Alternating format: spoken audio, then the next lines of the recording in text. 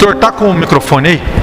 Eu queria que você começasse, então, as pessoas começassem a apresentar lá do doutor Danilo para cá, falasse um pouquinho da sua especialidade, da sua área de atuação, para quem está nos assistindo. Maiara já começou, né? Para quem está assistindo em casa. Ó, deixa eu falar. Aqui é um bate-papo, é para vocês ficarem bem tranquilos. Você vê a Kelly entrou aqui, cumprimentou a doutora, eu tinha cumprimentado, mas esse é o movimento nosso. Lembrando que, terminando aqui, nós temos o espaço CBN, ali à nossa esquerda aqui, onde a Sofia vai estar gravando entrevistas com vocês de áudio, para a gente mandar para o nosso programa da CBN, Informação que Salva, da CBN Grandes Lagos. Doutor, por favor. Bom, eu sou o Dr. Danilo Ferraz. Primeiramente, agradecer a oportunidade de estar aqui, dividir conhecimentos com vocês, assuntos importantes, um pessoal muito bacana aqui em cima, e já passaram outros profissionais muito bons também. Eu sou cirurgião plástico, formado pela Universidade Federal do Triângulo Mineiro. Atuo aqui em São José do Rio Preto há 5 anos, tanto na parte estética quanto na parte de cirurgia reparadora. Então, espero que essa conversa seja bem produtiva para todos nós. Com certeza. Eu sou Silmara Ferreira, estou representando o Colégio Start Anglo, sou psicóloga formada pela Universidade de Bauru, a Unesp de Bauru, psicopedagoga e professora. E trabalho desenvolvendo e acompanhando projetos ligados à educação socioemocional, que é justamente um dos focos do que a gente vai estar conversando hoje. A importância da gente desenvolver nossas crianças e nossos jovens para saber lidar com as suas emoções de uma forma mais saudável. Legal, Silmar. Obrigado pela sua presença aqui. Mila, por favor. Eu sou Mila Gomes, digital influencer, empresária, mãe. E é isso. Doutora Luci. Sou Luci Culturato. Minha última formação é psicóloga, com especialização em terapia sexual, mas tenho curso de pedagogia e de desenho de moda. Trabalhei com moda como coordenadora do curso 6 anos, e o que me levou, uma das vontades de fechar esse ciclo de formação foi a psicologia, porque eu acho que muita coisa está ligada. E estou aqui tentando colaborar um pouquinho a convite do Renato. Agradeço ao casal. Obrigado, espero poder Luci. colaborar com vocês. Obrigado, Luci. Damares, por favor. Boa noite, meu nome é Damares. Eu sou meio que uma intrusa aqui, né, uma advogada no meio de um monte de profissionais de saúde, mas nós conversamos, eu e o Renato, antes, que a saúde dos nossos adolescentes, das nossas crianças, ela está muito ligada a uma coisa muito afeta ao direito, que é a internet. Então, nós temos que visualizar esse mundo novo de que nossos filhos estão entrando. E além de advogada, também sou mãe de 2 adolescentes que estão aí. Então, nós vamos bater um papinho sobre essa influência do mundo digital no mundo real e essa conformidade que nós temos que ter daqui para frente. Obrigado, Damares. Doutora Natasha, por favor. Boa noite, meu nome é Natasha Feres, eu sou médica psiquiatra, eu me formei na UNOeste, em Presidente Prudente, e fiz residência aqui na FAMERP. E eu acho que a gente tem que abordar muito os pais para ficarem atentos aos seus filhos, mais do que, porque hoje em dia não estão tanto, né? E para observar os sintomas emocionais que eles estão tendo. Porque quando um paciente chega para mim, muitas vezes ele fala, minha mãe não entende. Ou ele não fala. Se uma situação já é difícil para uma criança, imagine para um adulto, imagine para uma criança. Então, eu acho que os pais têm que observar cada segundo, cada passo do filho, para ver se ele está sofrendo alguma doença psiquiátrica, alguma doença mental. Legal, doutora. Aline, por favor. Boa noite, eu sou a Aline Sampaio, farmacêutica, proprietária da Personalize Pharma, farmácia de manipulação, apaixonada em pesquisa e desenvolvimento de formas farmacêuticas diferentes, inovadoras e saudáveis para crianças, adultos, idosos, sempre buscando a adesão do paciente ao tratamento. Legal. Kelly Renovato? Eu sou a Kelly Renovato. Acho que para começar essa conversa, uma coisa que, falando de adolescentes e falando desse momento tão único, né? Que eu lembro que eu passei, que eu vejo meus filhos passando, e eu queria falar com a Mila junto com a Natasha também, falar sobre essa tensão mesmo, né? Eu realmente na minha adolescência eu lembro que a gente tinha picos, né, de nervoso, acho que também entra toda a parte de hormônio, e queria ver, Camila, como que foi para você, se tem algum fato que você lembra da tua adolescência ou de alguém perto de você, para usar também essa audiência sua para a gente falar mais sobre isso. Eu queria começar mesmo esse bloco sobre essa tensão. Hoje em dia fala-se muito, né, de crianças se mutilando, adolescentes querendo entrar em padrão, né, tanto da mídia da internet quanto das mídias sociais. A gente levantar essa bandeira logo no início de conscientização, e depois gostaria que a doutora Natasha falasse tudo o que acontece com o adolescente nessa parte hormonal e por que é tão complicado e por que a mãe tem que cuidar mesmo. Pode falar, Mila. Como eu recebo bastante depoimentos, por eu tratar as pessoas de uma rede social como amigas mesmo, então eu falo que eu tenho uma carga de responsabilidade muito grande, né? E vocês não têm noção do que eu recebo de mensagens de mães, e desde mães com adolescente, com crianças. Eu mesmo, na minha adolescência, talvez eu até precisava tomar um remédio, mas não é hoje tão comum essa preocupação da gente olhar igual há uns 20 anos atrás. Mas, no caso, tipo, o filho da Preta mais novo, a gente, né, viu que ele é um menino especial, demorou a gente enxergar, porque às vezes, a maioria das vezes, a mãe não quer enxergar. Eu mesmo, todo mundo aqui em casa falava assim: esse menino tem problema, né? Que a gente fala, tem probleminha. Eu não tem. Ele não fala ainda porque ele tem dificuldade por causa disso, repreenderam ele. Mas e todo mundo falava, e eu mesmo, nem sendo mãe, eu não queria enxergar.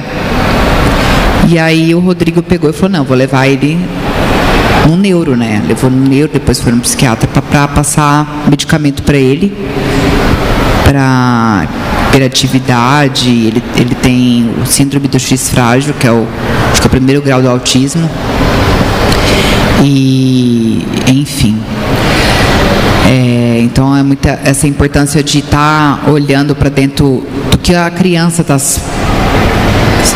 Não comparar com outras crianças, mas olhar para dentro de casa, né? Dentro da nossa casa.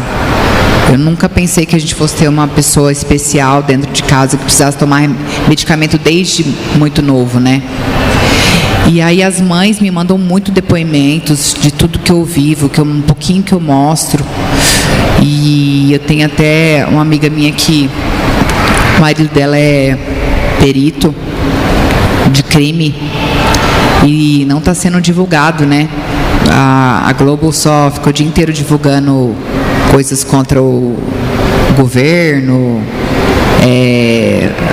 um tipo de morte de políticos, enfim. Mas o suicídio infantil e de adolescente, cada dia cresce mais. E os depoimentos que eu escuto de mães, sabe? Me ajuda, meu filho se matou. Eu não sei o que eu faço. Você imagina essa carga energética que eu recebo, porque eu falo, como que eu vou ajudar uma mãe nessa situação? Eu não sei nem o que eu falo, né? Porque eu não sei o que passava dentro da casa dela, como que eu posso falar assim, calma, né? Não, eu também estou querendo tirar minha vida, porque aconteceu isso. E não foi só uma vez não, gente, foram várias vezes, foram N casos. E não é divulgado. Eu não sei se não divulgam para não aumentar, né, o índice, ou tipo assim, divulgando e as crianças escutam e vai querer fazer também, eu não sei. Mas assim, os pais, os avós, os tios, as madrinhas, todo mundo que vive, tem que começar a olhar para dentro de casa, o que está acontecendo. Hoje em dia, tipo WhatsApp, menina com 8, 7 anos já tem telefone, sabe? Já tem grupo. Eu vou falar, você pode cuspir para cima, mas a minha filha não vai ter telefone com essa idade, entendeu? Acho que até adolescente, eu não sei que tem que ter telefone, porque assim, é umas coisas absurdas que anda acontecendo por causa das redes sociais, né? As pessoas se matam por causa de um recado que ela recebe em rede social. Mas por que chegou nesse tempo? Por que chegou nessa condição? Alguma coisa aconteceu dentro de casa. Estava acontecendo ali na sociedade. Não é verdade? Então, para quem estiver assistindo a gente, começar a olhar, porque talvez seu problema está acontecendo aí dentro da sua casa e você não está sabendo o que está acontecendo. Né, doutora? Então, assim, até o ponto de chegar e contar para psicóloga, para psiquiatra, o buraco é mais embaixo, não é verdade? Ainda existe muito preconceito, né? Das famílias, dos pais, em querer entrar com alguma medicação, mas alguns casos são necessários. Não é porque vai no psiquiatra que já vai entrar com psicotrópico. Não, tem que passar por terapia, tem que avaliar, porque além dos problemas que a criança pode estar vivendo em casa ou na escola, todas as doenças psiquiátricas são genéticas também. Então, por exemplo, uma mãe com transtorno bipolar, ela tem 50% de chance de ter um filho com transtorno bipolar. Então, tem que saber o diagnóstico certo, porque a depressão bipolar é diferente da depressão unipolar. Cada uma tem um tratamento. Então, tem que procurar um profissional e parar de ser preconceituoso. E tem algum sinal, doutora, que aparece, assim, para os pais ficarem mais... A gente fala muito de ficar atento, né? Não, então, tem os sintomas emocionais, tem os sintomas cognitivos, às vezes ele não tá aprendendo direito na escola, está esquecendo as coisas, tem os sintomas físicos também, né? Geralmente a criança muito ansiosa, ela urina, ela vomita, ela chega num lugar, ela vomita, tudo ansiedade, né? Roer muito as unhas, então é só observar e levar mesmo, né? Não só que tem que observar melhor. Na verdade, existe mesmo esse preconceito, né? As pessoas vão levar no psiquiatra porque a pessoa vamos dizer, é doido. Não tem nada disso, né, doutora? Não. Como eu trabalho na emergência do Bezerra de Menezes, geralmente eles chegam lá muito mal já, né? Não é igual o paciente do consultório, é diferente. E as crianças geralmente querem falar comigo sem os pais. Ó, que louco isso aí. E ela fala, doutora, eu quero me matar. Elas falam. Criança de 10, 12 anos. Mas por quê? Não sei, eu não consigo controlar. E a gente tem que entender isso. A mãe faz assim, ó. Tipo assim, é uma doença genética. Entendeu? Precisa ser investigado. Essa menina precisa de uma observação de 24 horas. Porque senão ela pode fazer uma besteira e vir a falecer mesmo. Realmente cometeu suicídio. Sim. Isso está muito em alta, né, doutora? Esses últimos tempos a gente tem, infelizmente, né? Assim, na minha época de adolescência, eu não ouvia falar sobre isso, apesar de eu ser filha de psiquiatra, mãe, pai, psiquiatra. Eu não ouvia tanto falar, mas hoje eu estou na área também, né? Mas tem demais, tá? Eu não sei, eu fico assustada, sabe? A gente quer levar informação que salva e a gente sabe que dói o coração da gente. A doutora fala assim, criança de 10 anos chega lá tentando e quer morrer. Mas é a função nossa hoje aqui. É realmente levantar essa bandeira, levar para mais gente. Às vezes muitas pessoas, igual a doutora falou, antigamente não falava, mas hoje está falando muito, né? Igual a Mila falou, que as pessoas não estão divulgando. Então nossa função aqui é realmente falar para mais pessoas, levem um psiquiatra, levem um psicólogo, não fique esperando. E o adolescente, a gente que tem filho adolescente, é tudo, faz parte da idade. E outra, né, não que a gente acha que não vai acontecer nada na casa da gente. Até acontecer. Até acontecer. Não, eu acho que tem que também quebrar esse tabu, não é da idade, faz parte da idade, é por isso que ele está rebelde, por isso que está enfiado dentro do quarto. Mas eles falam mesmo, eles falam, doutora, faz 5 anos que eu tenho depressão, mas até hoje eu estava relutando, hoje eu vim aqui. Eles mesmos têm esse preconceito. Adolescente tem muito, doutora? Adolescente? Muito, tá demais. Eu não... Às vezes já tinha uma hiperatividade na infância, mas a mãe não quis enxergar, ou não viu mesmo. Muito essa questão da aceitação também, né? Eles não têm aceitação, é o bullying, é tudo isso, né? Sim. E as pessoas têm muito esse preconceito do remédio, né, Aline? A Aline é farmacêutica, ela é uma pessoa totalmente especialista nessa área. O que um medicamento correto pode ajudar hoje as pessoas, assim, está tomando remédio tão normal, vai fazer bem, né? O que hoje os medicamentos podem fazer? Já emendando, Aline, também quais são os tipos de medicamentos que podem auxiliar desde a ansiedade, lá, aqueles medicamentos que você, aqueles naturais, né? Outros tipos também, não só esses medicamentos tão pesados, né? Hoje também tem muitas opções, né? E tem fitoterápicos, vitaminas, às vezes falta de vitaminas também influencia, né, doutora? Muito. Então, você nunca me visitou, né? Mas assim, existe uma vitamina, o metilfolato, que está comprovada que porque assim, algumas pessoas, 50% das pessoas não metabolizam essa vitamina. Então, às vezes, a pessoa trata e não melhora. Aí você dá vitamina e ela melhora. Ela, em conjunto com o antidepressivo, ela potencializa ele e fica bem.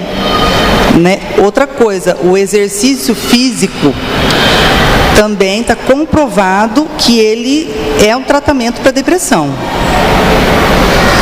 Então, não adianta você pegar e dar um atestado e afastar a pessoa, que ela vai ficar em casa, vai ficar mal. Às vezes a pessoa não tem a capacidade de reconhecer isso, né? Hoje, por exemplo, eu atendi ela falou, doutora, eu quero um atestado que eu estou apta a voltar a trabalhar. Eu falei, mas você melhorou? Ela, não 100%, mas eu não quero ficar em casa. Eu estou me sentindo mal. Eu falei, então você vai trabalhar. Ótimo, né? Porque realmente é bom trabalhar, sair, fazer atividade física, não é musculação, atividade física, está comprovado que trata a depressão. Legal, Aline. Então, a falta de vitamina D também está totalmente ligada à depressão. Existem diversos estudos que demonstram isso. E lá na farmácia eu me preocupo, como eu disse no início, em fazer formas farmacêuticas que qualquer criança de qualquer idade ou qualquer idoso que tenha dificuldade em deglutição consiga usar, né? Então, o pirulito, a gente tem, por exemplo, o pirulito de cerenzo, que é um fitoterápico natural, que ajuda muito na ansiedade, na modulação do cortisol. Lógico que sempre com a prescrição médica, né? Mas hoje existem muitas diversidades de ativos que tudo em conjunto, né? A atividade física, a terapia, o médico, todo esse conjunto ajuda muito, né?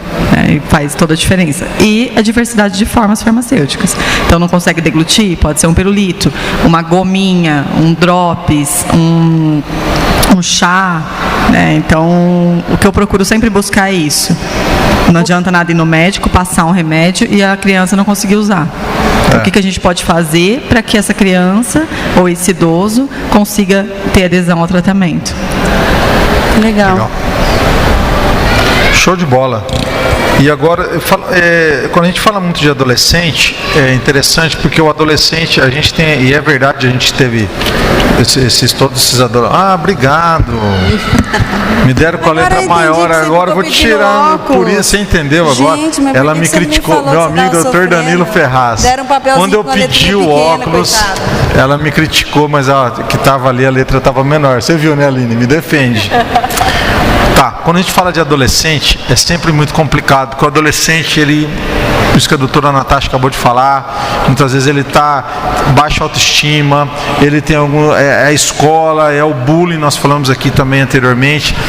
Doutor Danilo Ferraz, como é que a gente faz quando um adolescente tem essa questão da baixa autoestima e a hora de uma adolescente fazer realmente uma cirurgia, até que ponto isso realmente quando o médico fala assim, realmente tem que fazer nesse adolescente, numa criança, que também a gente sabe que você também faz a cirurgia de orelha de abano, né, outras cirurgias também. Queria que você comentasse isso, porque a baixa autoestima, ela é fator preponderante para um diagnóstico de depressão no futuro.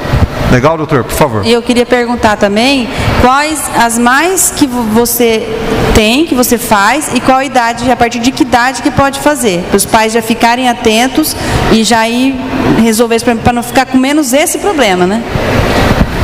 Eu vou falar aqui um pouco do que é mais comum, que existem várias cirurgias que podem ser feitas, mas o que a gente mais vê hoje em dia, na primeira infância ali, 6, 7 anos, que seria a orelha em abano, né? Então a gente vê muito no consultório.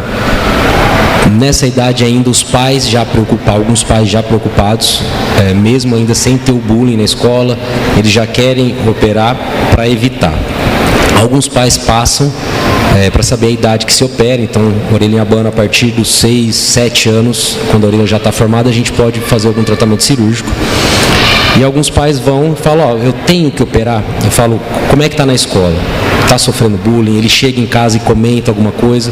Alguns pais falam, não, ainda não falam nada, os amiguinhos se dão bem, não tem problema ainda, mas eu não gostaria que ele tivesse. Então, é uma opção de fazer o tratamento cirúrgico antes de que aconteça. Tem pais que querem esperar um pouquinho, para ele começar a perceber que incomoda a criança, e aí a gente faz a cirurgia também. De qualquer forma, antes de 7 anos não é recomendado fazer a orelha em abano. Então essa seria a mais comum na primeira infância. Depois a gente vai passar para o período de adolescência, e aí nós vamos ter uma divisão entre sexo masculino e sexo feminino. No sexo masculino, o que a gente vê mais é a questão da ginecomastia, que é o aumento da glândula mamária masculina, que pode acontecer em alguns meninos, ali a partir dos 14, 15 anos, devido à alteração hormonal e tudo mais. Depois vai ter um outro pico, depois dos 18 anos, quando começa às vezes a usar algum tipo de entorpecente, ou começa a usar aqueles hormônios para aumento de massa muscular, né? Que aí as chamadas bombas, mas não é o foco. Seria mais para quando acontece isso, o menino começa a se sentir mal. Então o que os pais têm que observar caso ele não expresse esse tipo de dificuldade que ele está tendo? Vai para o clube, não tira a camiseta, vai jogar bola, não tira a camiseta, ou então começa a usar uma camiseta apertada por baixo, ou somente camisetas bem largonas, para que isso não apareça, mesmo dentro de casa, não fica sem camiseta no meio dos familiares. Então isso são sinais que alguma coisa está errada, né, doutor? Alguma coisa está errada. Então, aí, nesse caso, quando os pais observam isso, aí eles procuram um atendimento, e aí pode ser feito tratamento cirúrgico ou não, porque alguns casos são passageiros, mas quando é necessário, um procedimento também bem tranquilo e resolve muito bem. Você vê que muda o semblante, né, da criança, né, ou do adolescente. E na questão das meninas, hoje em dia, com as redes sociais, o Instagram, a Mila vai saber falar muito mais que eu, tem muita exposição, né? Então ela vai ver uma menina lá de 20, 22 anos, fazendo selfie na praia, apertando os braços de cima para baixo, com um colo de mama enorme, bonito, e ela de repente olha, ou ela ainda não desenvolveu, não está na fase de desenvolver, ela ainda vai desenvolver, mas na cabeça dela já teria que estar com aquele tipo de corpo, Então ela já começa com muita depressão, ou realmente ela tem menos mama, ela não tem uma mama tão grande, e aquilo começa a incomodar. E aí ela vai procurar aumento mamário com prótese, enfim. E também a questão da lipoaspiração, que ela vai ver corpos esculturais e vai falar, mas eu não consigo ter isso, então eu quero fazer algum procedimento para melhorar. Importante lembrar que nas redes sociais nem tudo é verdade, né? Eu mesmo operei uma menina que é digital influencer, ela é de Barretos, fiz uma lipo, e uns 4 meses depois ela postou uma foto de biquíni. Eu mandei uma mensagem para ela, falei, nossa, mas que resultado que a gente conseguiu, estamos de parabéns. Ela falou, não, doutor, o resultado tá bom, mas aqui tem Photoshop. A pele lisinha, cintura desse tamanho, um bumbum enorme. Então assim, tem limitações do procedimento cirúrgico. E o Instagram ou a internet, ela mostra resultados que não são reais, né? E isso deixa os adolescentes hoje em dia, eu acho, muito mais ansiosos do que na nossa época. O homem, na questão de hormônio, enfim. Então a gente tem que estar realmente muito atento a esses sinais para poder atuar o quanto antes, trabalhando, se for o caso de fazer colocar uma prótese, esperar a idade correta, que não tem uma idade ideal. A gente vai ver quando foi a data da primeira menstruação, quanto tempo já passou, se ela já está com o corpo formado. Existe uma classificação do desenvolvimento mamário para a gente saber se já chegou no final, como que é a mãe, como que é a avó. A gente fazer o estudo para ver se realmente dá para pôr a prótese um pouco mais cedo, aí com 16, 17 anos, ou se a gente vai esperar um pouco mais para melhorar isso daí. Porque é muito complicado, né, doutor, essa questão das amizades, da própria rede social, como você está dizendo. Eu acho muito importante fazer. E o mais importante. E para os pais, assim, faz mesmo. Eu fiz a cirurgia de orelha, eu era super traumatizada. Eu fiz a minha filha com 6 anos, eu não queria que ela nunca na vida ela sentisse o que eu sentia. Porque a Lara, eu fiz com 6 anos, ela fala, mãe, ela até não entende, porque ela nunca sentiu. Aí as pessoas, você tem que começar a deixar ela sentir. Eu não queria que ela sentisse. Mas é uma opção minha, como mãe. Eu achava que não tinha necessidade. E a dela era exatamente igual a minha. Mas eu acho importante. Uma coisa ruim, né? Na orelha em abano, tudo bem. Eu não tinha dobra. Era tipo lisinho. Mas a orelha em abano, quando faz nessa idade, realmente não percebe. Nos adolescentes, tanto na ginecomastia quanto na prótese de mama, na lipo, é importante associar o tratamento, porque às vezes não vai ser a cirurgia que vai resolver os problemas psicológicos dela. Ela vai tem muita gente que busca, né? Ela vai buscar aquilo, ela coloca uma prótese, por exemplo, fala, tá, mas agora eu quero uma lipo. Mas agora eu quero ser mais alta. Agora eu quero cabelo loiro. Ela tá procurando alguma coisa. Fora que leva a foto e fala, eu quero ficar com os peitos da Sabrina Sato, né? Que é igualzinho, e depois não ficou e fala, mas eu falei pra você que eu queria igual, né? Exatamente. Não entende o que são corpos, enfim. É a preocupação com a internet. Sociedade, né? A preocupação com a internet é tão importante desse mundo de Instagram, né? Agora, antigamente era Face, agora é Instagram. E foi um dos motivos por isso que eu convidei a Damares para estar aqui. Eu até me assustei um pouco quando tive uma conversa com a Damares lá no nosso escritório, porque ela viu até, acho que ela olhou no meu semblante a preocupação que eu fiquei, porque daqui não sei quanto já está funcionando a lei do direito digital, né? Ela vai entrar em vigor mesmo, na realidade, de proteção de dados pessoais, em agosto do ano que vem, de 2020, mas ela já está no período de adaptação, que eles chamam de vacácio legis. Né? E aí a gente entrou num assunto interessante, que é essa coisa que a Mila falou, eu estou arrependido, viu, Mila, de ter liberado o celular para o meu filho, é que essa coisa, às vezes, de a gente trabalhar, vou liberar para falar, a gente tinha que ter dado outro jeito. A Damares me falou um negócio lá no escritório, que é assim, se um filho meu, ele faz alguma coisa errada com esse celular, quem vai pagar? Eu e a Kelly, entendeu? Porque hoje vai entrar essa lei pesada. Então, se ele faz um bullying com alguém, se ele comete alguma coisa dentro do ambiente de escola, que depois a Silmara pode comentar isso aí também, que acontece no dia a dia, que não deve ser fácil trabalhar com os adolescentes também. Eu queria que você falasse, Damares, sobre isso, a questão da internet dentro das nossas casas, dentro dos nossos celulares, o que pode impactar para nós aí, em termos até de processo, problemas com a justiça, tá bom? Bom, é que na realidade a internet, ela é um mundo novo. né? Antes nós preparávamos os nossos filhos para o mundo real, para irem para a faculdade, para trabalharem. Agora criou-se um outro mundo, além do nosso mundo real. E até 2014, mais ou menos, ele era como se fosse terra de ninguém, sem nenhuma regulamentação, sem nada que pudesse ser cobrado na internet. E aí em 2014 nós tivemos a primeira edição da lei, que é o Marco Civil da Internet, que ele regulou as bases sobre privacidade, sobre a parte de neutralidade da internet e também sobre a liberdade de expressão na internet. E como consequência disso, nós tivemos agora a promulgação da Lei Geral de Proteção de Dados Pessoais, que, além de tudo, ele serve para que o nosso avatar, vamos falar assim, uma palavra conhecida, né? O nosso avatar espelhe a nossa realidade. Porque muitas vezes o que nós postamos não é a nossa realidade. E eu acho que esse ainda, pelo que eu estou visualizando mais ainda com relação às crianças e aos adolescentes, é que eles ainda não têm tanta maturidade de perceber que aquele mundo, ele não é um mundo real. Então, o que ele vê? Ninguém vai postar na internet o dia que você está muito mal, ou que você fez uma besteira. Você posta coisas boas. Então, o que os adolescentes eles costumam ver? Só coisa boa, coisa boa, coisa boa, e a minha vida é uma porcaria. Então, como está todo mundo feliz e eu estou infeliz?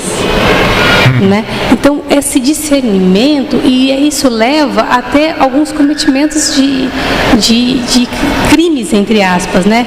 Como divulgação indevida de imagem, como o cyberbullying também, que ele é muito sério hoje.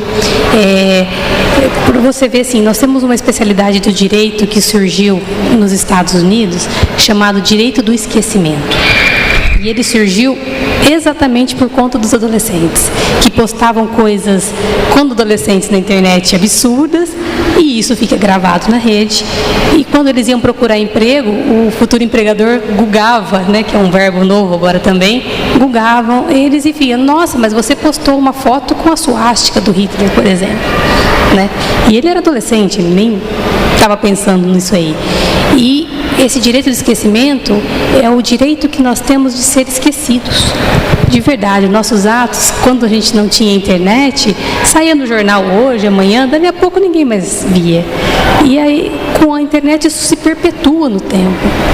Então, às vezes, isso influencia ainda mais a criança. No Brasil, um caso emblemático do direito de esquecimento foi de um estudante da USP, alguns anos atrás, se não me engano, um japonês, que ele apareceu morto boiando na piscina da USP, né? E aí investigaram vários outros estudantes que estavam junto com ele, e um desses estudantes, ele não sabe exatamente o que aconteceu, só que um desses estudantes investigados, que pseudo-participação, ele foi absolvido, porque ele não estava nem lá no local. Só que quando ele se formou médico, todo lugar que ele ia trabalhar, as pessoas colocavam o nome dele na internet, aparecia ele linkado no crime, como ligação no crime do menino na USP. E ele foi o primeiro caso no Brasil que entrou-se na justiça com o direito do esquecimento. O Google teve que tirar? O Google tira. Você não pode apagar dos jornais, isso não tem condição, mas você apaga dos mecanismos de busca. Entendi. Então, porque hoje tudo é perpetuado. Por mais que isso suma, ele não vai sumir. E isso está trazendo muitos problemas para os nossos adolescentes, porque a pseudo-privacidade que eles acham que tem na internet e não tem, porque não tem privacidade. Seu IP fica registrado, tudo que você faz fica registrado. Se você cometer algum crime, os seus pais serão responsabilizados, né, sobre o que um adolescente faz, porque ele é menor de idade. Responsabilidade civil, responsabilidade penal. É do pai. Todo do pai. É legal, né? Tipo, Deus perdoa, mas a internet não, né? Não perdoa mesmo. E é engraçado assim, né? Que você, às vezes, a gente não pensa, né? Que isso vai ficar lá pro resto da vida, que né? tema importante, e aí vai ter que pagar para algum advogado e você vai ter muito mais fácil, de repente, prevenir, né, doutoras? Então, se você não cuida muito do seu filho, vai que ele faz uma besteira. O trabalho que dá para tirar aquilo dali. E eu acho também uma coisa assim muito difícil, é que eles não têm maturidade para lidar. Porque do mesmo jeito que vem elogio, né, a Mila pode falar muito bem, vem crítica. Então se a pessoa não tem essa maturidade... Na adolescência é muito mais crítica do que elogio. Então, e aí ele não tem, aquilo acaba muito com ele. Mais, ele está expondo, mais. Mas não tem a capacidade de... É difícil. Porque você não tem coisa que acontece? Nossa Senhora, meu Deus do céu. É muita coisa. Silmara, nesse contexto, nós estamos abordando muito aqui a questão do adolescente, ele dentro da escola, com a família, essa relação do bullying, o vestibular também que está ali para chegar, que é uma pressão. Esse dia eu estava lá em São Paulo no curso, eu achei muito interessante. Um menino que lançou recentemente agora, Aline, uma coisa que chama Conexa Saúde. Ele lançou, ele com 13 anos ele começou a criar startup. Ele nunca foi estudou. Porque essa é uma coisa mais da nossa época, e hoje eu percebo os nossos filhos ainda com essa pressão muito grande do vestibular, né? Como é que funciona hoje, você que está dentro desse âmbito, desse contexto, o que tem sido feito onde você trabalha para tentar amenizar isso e trazer para a nossa realidade e tentar um futuro melhor? Bom, eu estou vendo desde o outro bloco, que eu cheguei mais cedo e fui acompanhando um pouco da fala dos profissionais que estiveram aqui, e eu noto um olhar meio desesperado das pessoas para o nosso dia a dia, para o cotidiano e para as características que o mundo tem hoje. E eu vejo os pais, quando a gente promove alguma palestra na escola para falar a respeito de cuidados com seus filhos, eu vejo pais chorando, sem saber como cuidar melhor desse filho, como preparar melhor esse filho para esse mundo, com todas essas características. Mas tem uma luz e a gente precisa falar sobre ela para que isso não fique tão assustador. Se o mundo muda, nós precisamos mudar a nossa forma de nos relacionar com esse mundo. Eu me lembro que mais de 20 anos atrás eu fiz um curso com uma profissional americana que veio divulgar a inteligência emocional aqui no Brasil. E eu me lembro que naquela época ela descrevia em detalhes tudo que nós estamos vivendo hoje. Ela falava, o mundo está mudando numa velocidade acelerada demais para que a gente possa digerir isso emocionalmente. Isso vai refletir em muitas doenças emocionais. A gente vai ver números alarmantes. E ela foi descrevendo. Ela falou assim, gente, mas calma. Do mesmo jeito que as coisas acontecem, a gente vai ter que reaprender a lidar com esse mundo. E procurar reinventar o nosso olhar. E a educação, ela tem essa missão. Hoje eu trabalho em projetos onde a gente, desde cedo, pega a criança para reeducá-la para o olhar com relação a esse mundo que ela vive. Porque hoje não adianta só você aprender e estar super preparado para um vestibular. Se você tiver uma crise de ansiedade na véspera da prova, se você entrar em depressão com medo dessa fase de mudança, se você ficar desesperado por ter que escolher. Então, onde que a gente poderia repensar? Educar as crianças e os jovens para aprender a se olhar, perceber o que está se passando com eles e lidar de uma forma mais saudável com isso. E falando assim, parece um sonho, mas é muito trabalho. Nós precisamos pensar que da mesma forma como nós não nascemos sabendo ler e escrever, a gente não nasce sabendo lidar com o mundo e com as nossas emoções. Mas nós podemos aprender. Aprender a olhar para a gente, a olhar para o cenário que está ao nosso redor de uma forma mais crítica, filtrar o que é saudável e não saudável. Eu sempre comento muito com os alunos o seguinte: se você chegar na sua casa, abrir o refrigerador e tiver um alimento estragado, você vai consumir? Aí eles param, pensam, não, por que você não consome? Porque isso vai me fazer mal. Só que a gente faz esse mesmo alerta e para pensar sobre os pensamentos, sobre os noticiários, sobre aquilo que a gente consome consome da internet, das redes sociais, a gente faz esse filtro. Isso está sendo saudável ou não saudável para mim? Está me fazendo bem ou fazendo mal? Então, eu acredito que a educação tem que passar por uma reformulação para que a gente possa entender que capacitar e preparar uma criança e um jovem para o mundo vai muito além de só os conhecimentos ou só a questão de preparar para um vestibular. É só uma parte que eu estava vendo uma pesquisa esses dias atrás, que em torno de 64% das crianças de hoje vão trabalhar em profissões que ainda não existem. Legal isso aí. Então a gente não sabe nem assim qual é esse futuro. E uma outra pesquisa também, um vídeo do TED que eu estava vendo, que a nossa geração já é uma geração que vai parar de trabalhar mais tarde. E que tem-se previsão de que uma pessoa possa ter até 5 profissões durante a vida. Então ela pode começar sendo, sei lá, psicóloga, depois ela vai começar a trabalhar com moda, aí ela vai trabalhar com... Isso é o normal, porque a informação ela vem muito rápida. A Mila não sabe disso aí não, né, Mila? Esse negócio de trocar de profissão, né? E essa informação ela vem muito rápida e ela vai se entrelaçando uma a outra. Então eu acho extremamente positiva essa visão da mudança da educação, porque é um mundo que vem vindo e nós não temos como sair dele.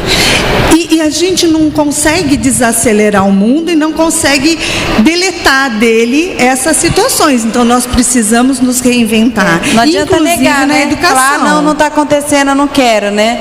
E também eu acho que isso que você está falando, nossa, muito bacana, porque também não adianta a gente pegar e falar, vou numa escola tradicional, que trabalha de forma tradicional. O mundo não está mais tradicional.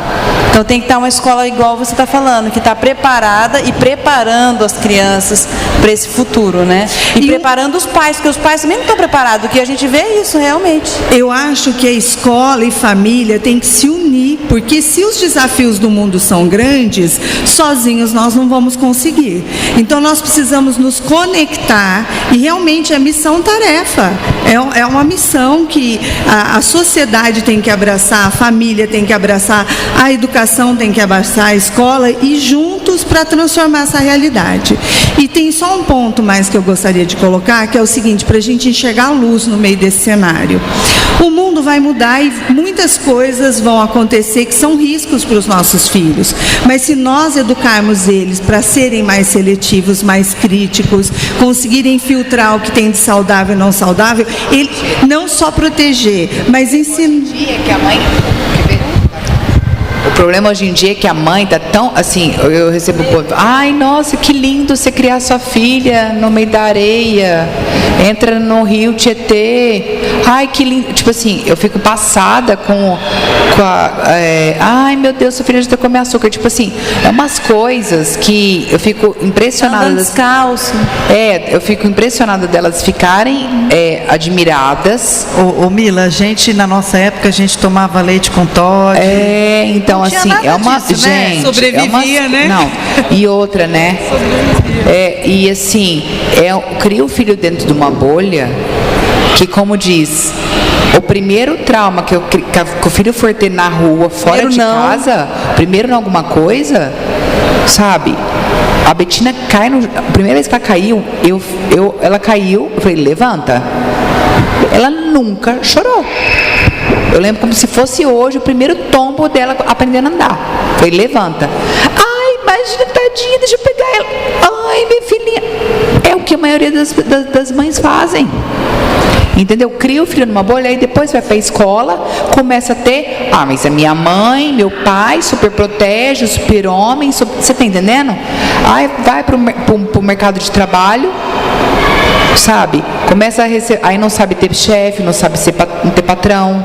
Por quê? Porque os pais, e hoje em dia, eu acho que também tem muitos pais que tem pais que não dão atenção e tem uns pais que super protegem porque trabalha muito e quer dar tudo pro filho, quer comprar tudo, quer dar tudo, que hoje em dia a maioria das pessoas, assim, tem as pessoas que não têm tanta condição financeira e tem as pessoas que têm muita condição financeira, mas mesmo os que não têm, quer dar tudo pro filho, né? Porque a gente não teve, não é porque eu não tive tudo na minha infância que eu com 7 anos de idade eu vou dar um celular para a Betina.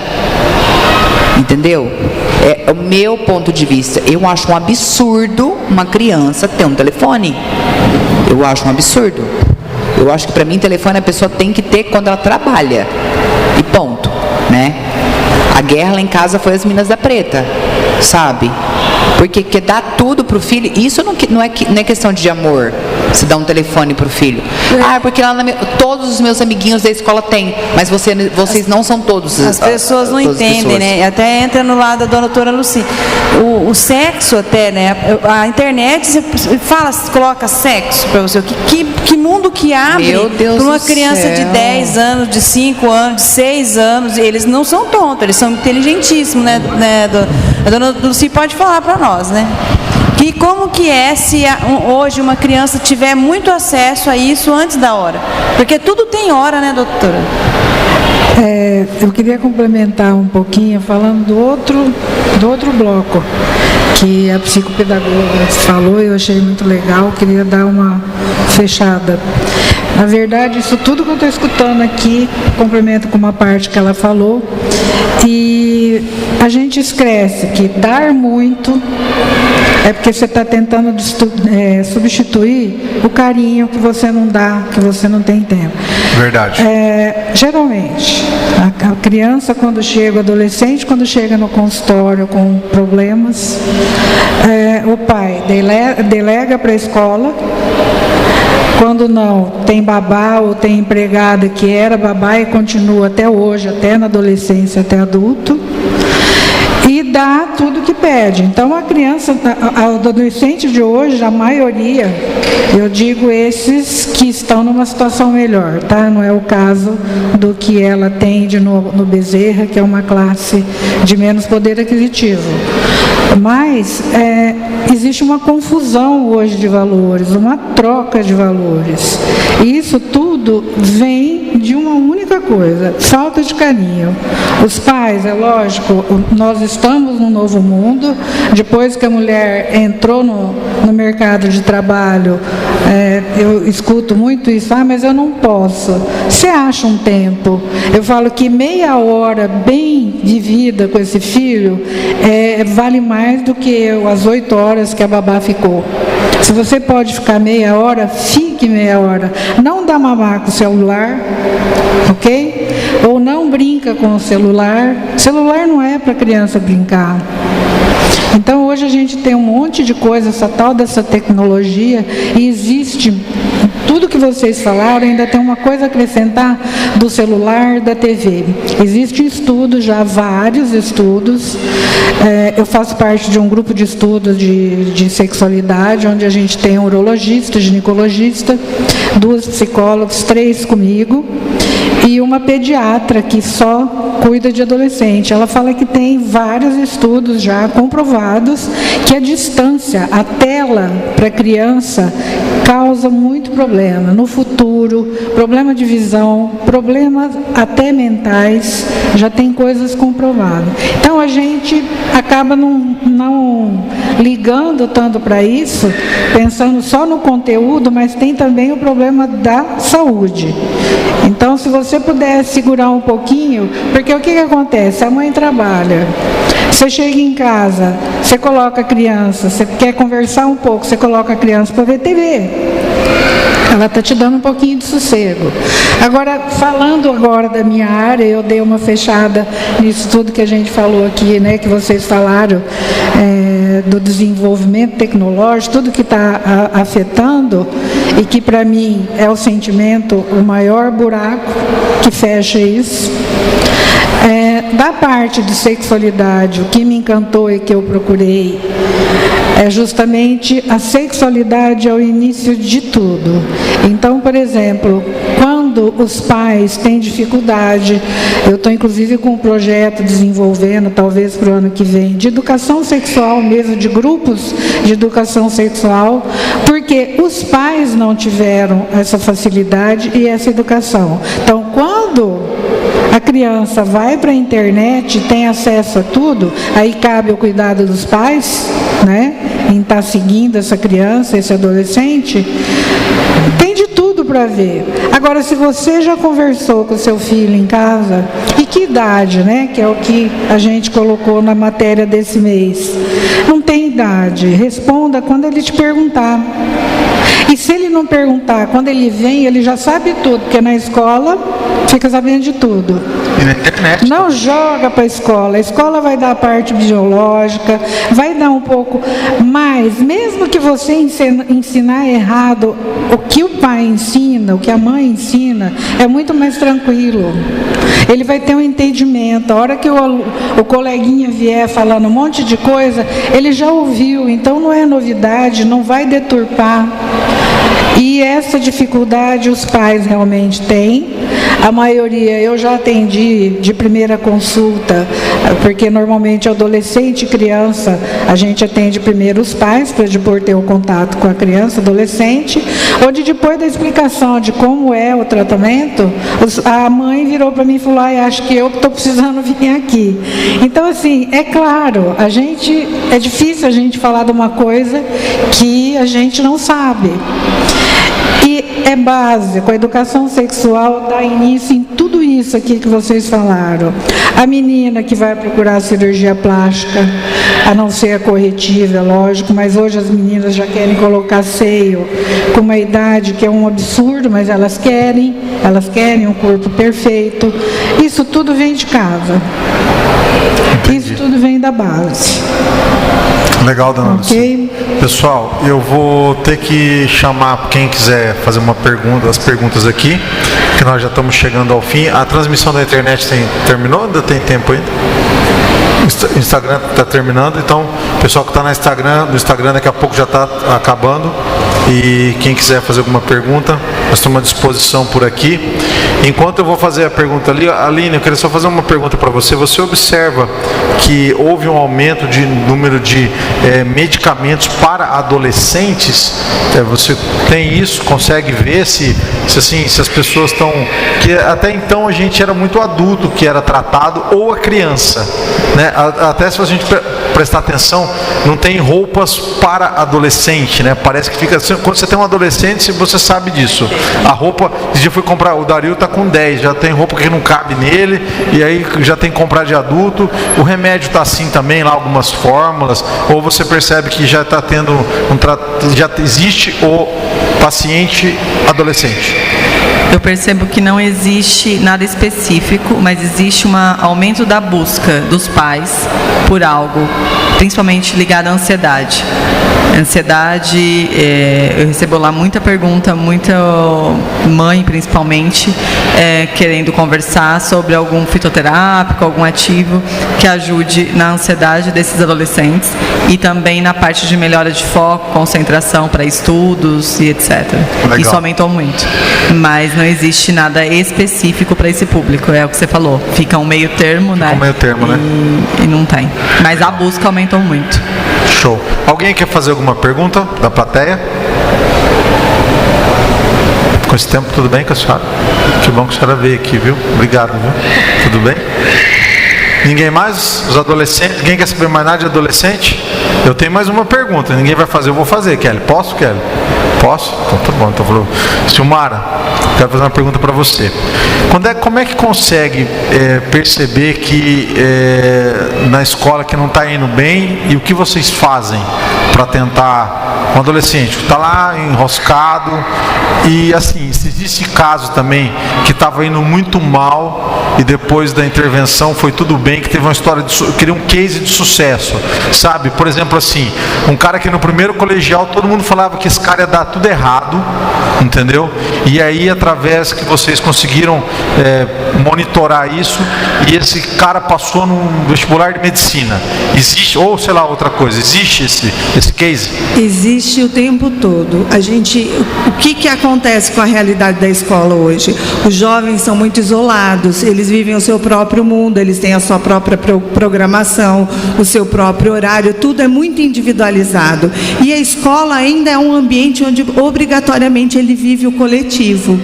Então lá ele tem que conviver, ele estar numa sala, e acho isso super importante, porque às vezes aquilo que passou desapercebido até na casa, lá na escola aparece, e a gente chama os pais, orienta, pede para que busque profissionais e ajuda quando necessário fora de casa, porque muitos jovens já estão isolados no seu quarto, já faz a refeição lá, já fica lá o tempo todo. Eu falo que é quase que uma caverna, né? E a escola é o coletivo, lá ele tem que conviver, e as pessoas percebem. Nós nos atentamos a observar esses sinais. Mas, por exemplo, a parte do SUS, né? Das pessoas mais simples. Hoje a gente não consegue, por exemplo, fechar um diagnóstico de retardo, de déficit intelectual, por exemplo, pela escola, porque os alunos são empurrados. Ele só não passa de ano se ele faltar muito, mas ele indo, às vezes a pessoa acabou o ensino médio, mas não sabe nada, não sabe nem escrever, não sabe ler, não sabe nada. Então, isso é muito triste. Eles são obrigados a serem passados. É uma dura realidade. E a gente não consegue fechar o diagnóstico, aí chega lá pra gente, não tem diagnóstico, não tem nada. Doutor, ele acabou a faculdade. Não, ele estudou, mas não sabe ler isso. Não, então quando chega uma criança, na escola a gente já não avalia essa parte. Né? Existem testes, né? Isso, na escola, na verdade, a gente, tudo que pode ser dado suporte dentro da escola para observar, viu que precisa de uma atenção diferenciada, é feito. Quando se percebe que é algo além, é orientado a família a buscar os profissionais fora da escola para que ajudem e para que a gente recupere. Para ter um diagnóstico, senão... Exatamente. Só que, infelizmente, na rede pública, a gente nem sempre tem essa realidade. Demora demais as consultas e a criança fica sem diagnóstico a vida inteira. Infelizmente. Bom, eu tenho que mais uma vez terminar esse bloco. A gente bateu o recorde de mais uma vez de audiência. Obrigado, né, Mayara? Sucesso absoluto aí. Com certeza, o fato de ter profissionais como vocês aqui, a gente ficaria mais tempo, né? Porque é uma ansiedade de falar, porque a gente vê muita coisa que a gente poderia fazer. E ficou alerta muito grande. Eu acho que nós conseguimos esse impacto de fazer isso. Eu queria que vocês terminassem agora, doutor, deixasse teu recadinho final, depois a Silmara, a Mila, a dona Lucy, todo mundo deixasse mais aquele recado final para a gente poder, dentro da área de cada um, e o que a gente está levando daqui desses 2 dias de projeto Crescer e Evoluir. Acho que o recado final que fica, pelo menos da minha área, é tentar observar esses sinais de descontentamento com o próprio corpo, para ver se é uma cirurgia que vai resolver ou se a gente vai partir para um outro tipo de tratamento. Mas está observando em todos os aspectos. Essa é apenas uma parte dos aspectos que tem que ser observados para a gente poder tratar essa criança, esse adolescente corretamente. Ok. Tá? Obrigado, doutor. Silmara, por favor. O meu recado final é que se o mundo muda, a gente também precisa mudar. Inclusive a forma de acompanhar e preparar nossos jovens. Né? A educação precisa se rever, a família precisa se rever, e a gente precisa olhar capacitá-los para enxergar a oportunidade diante da mudança, porque hoje às vezes eles se desesperam e não vem saída e adoecem. E se a gente mudar a forma de prepará-los, talvez eles vão criar o futuro, eles vão inovar, eles vão construir, vão romper barreiras. Então nós precisamos olhar com esperança para o futuro também. Obrigado a participação, Silmara. Mila, por favor. Ela falou tudo, tirou as palavras da minha boca. Eu acho assim que a gente, a partir do momento que a gente muda, começa a olhar para o outro, enxergar, olhar com piedade, tudo pode transformar, né? Não é só querer dar tudo, ou querer passar a mão na cabeça, ou achar que está com um problema, sendo que o problema talvez a maioria das vezes está bem dentro de você, que você está fazendo com a sua família e você não está enxergando. É isso aí. Obrigado, Mila. Dona Lucy. Eu deixo aqui um conselho para todos, pais ou não os pais que podem ter sobrinhos. Conversem. Hoje o problema de todos é a comunicação ou a falta dela. Então, a falta de comunicação em todos os âmbitos, a sexualidade, em qualquer outro, em todos aqui. Conversem com seus filhos, que eu tenho certeza que é um caminho para ir bem na escola, para se dar bem futuramente na sua profissão. Conversem com seus filhos. Esse Obrigado, é o meu recado. Damares, por favor. O meu recado é em complemento a todos eles, né, todas as falas, é o entender que nós temos um mundo real para viver e que nós não podemos proteger os nossos filhos o tempo todo. Então eu acho que na minha humilde opinião, que a nossa missão como pais, como educadores, como pessoas no mundo é ver essa nova geração vindo e fazer com que ela consiga se autodefender e não que nós sejamos os escudos dela, porque já pensou se tudo que nós fizéssemos na vida desse certo? Ninguém ia crescer, ninguém ia aprender. Então nós temos que nos arriscar, entender que entre desistir e fracassar, é melhor fracassar. Porque você foi até o fim, você lutou até o fim, e você não desistiu antes. Não desistiu da sua vida, né, com o suicídio, ou não desistiu de ser feliz, não desistiu de sonhar. Então, eu acho que essa é a nossa missão como seres humanos, além de pais e professores, é trazer essa geração do erro, ao erro, ao acerto e ao recomeço. Que a cada manhã Deus nos dá um novo dia para que a gente possa recomeçar. Legal, Damares. Obrigado, doutora Natasha. Eu queria deixar uma mensagem para os pais que olhem para os seus filhos com amor de pai e mãe, sem preconceito em relação à saúde mental. Prestar atenção e encarar e cuidar. Faz parte. Se a saúde mental não estiver em dia, nada vai dar certo. Nada dá certo. Obrigado, viu, doutora, sua participação aqui. Aline, por favor. Eu que agradeço. O que eu quero deixar é tratar a pessoa de forma mais personalizada. Eu vejo muito ali no meu dia a dia tratamento generalizado, né? E hoje tem muitas opções. As pessoas precisam mais serem olhadas como única, né? Cada ser humano é único e necessita de cuidado único. Então, eu vejo isso, falta mais personalização, cuidado, individualização. Obrigado, Aline, a presença. Obrigada a vocês. Kelly. Eu só agradecer mesmo todo mundo e obrigado por vocês estarem aqui, por a gente estar levando informação que salva. Eu tenho certeza que é muita coisa que a gente falou aqui que dá um clique numa mãe, dá um clique num pai, num tio, numa pessoa que está precisando escutar. É só isso mesmo. E a palavra do crescer e evoluir, se existe uma palavra, é observar. De tudo o que a gente falou nesses 2 dias, nesses 6 blocos, foi observar. Observar os nossos filhos, observar a nossa família, porque eu acho que está faltando esse olhar. Então, hoje a internet, a nossa vida corrida, está faltando o olhar mesmo atento e cuidar das nossas crianças e adolescentes. Obrigada. Hoje em dia, as pessoas, as mães, os pais, né, acham que tudo é como antigamente. Pega e fala assim, não, ele foi para o quarto dele porque ele é adolescente.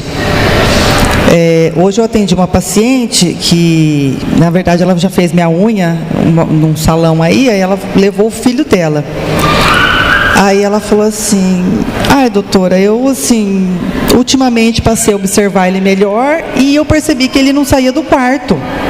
Não saía do quarto, só que isso faz muito tempo. Aí, ontem eu questionei ele e falei assim, filho, por que você fica no quarto? Tanto no quarto? Aí ele virou e falou assim, mãe, sabe o que eu faço no quarto? Ela falou o quê? Ele falou, eu choro. E ela nunca imaginou, ela foi deixando, entendeu? E na verdade era uma atitude que ele estava só indo para o quarto dele, é um adolescente, né? Então tem que prestar atenção mesmo. Prestar atenção. Bom, pessoal, quero agradecer, quero uma salva de palmas para vocês todos que fizeram parte desse bloco. Eu quero terminar esse projeto Crescer e Evoluir. Amanhã a gente abre o Outubro Rosa. Eu quero agradecer a vocês que confiaram no nosso trabalho, a todos que passaram por aqui nesses 2 dias de pura informação. Esse material está todo gravado, ele vai ser compilado, editado depois e levado mais informação, né, que é através do YouTube. E obrigado por quem esteve aqui nesses dias, obrigado aos profissionais. Eu quero agradecer a minha equipe que esteve comigo esses 2 dias aqui. Amanhã a gente continua ainda, com certeza sem vocês nada disso também teria acontecido. E agradecer aos nossos patrocinadores. Quero fazer a foto agora e dizer para vocês depois passarem lá no estúdio CBN e deixar um recado lá em áudio também.